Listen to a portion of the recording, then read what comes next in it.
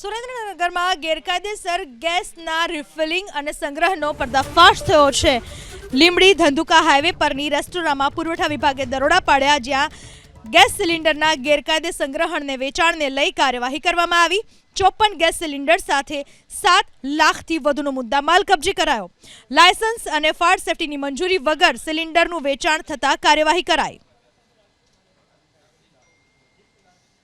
સ્થળ પરથી કેડી રાજ go gas એજન્સીના સંચાલક શ્રી કિશનભાઈ દશરથભાઈ પાડલિયા તથા શ્રી રામ ગેસ એજન્સીના સંચાલક શ્રી દશરથભાઈ રઘુભાઈ પાડલિયા દ્વારા અનઅધિકૃત રીતે સ્થળ પર વાહનમાં સંગ્રહ કરેલા કુલ 54 જેટલા એલપીજી કોમર્શિયલ ગેસ સિલિન્ડર્સ છે મળી આવેલા છે, જે પૈકી 16 સિલિન્ડર્સ ભરેલા અને 38 સિલિન્ડર્સ ખાલી મળી આવેલા છે.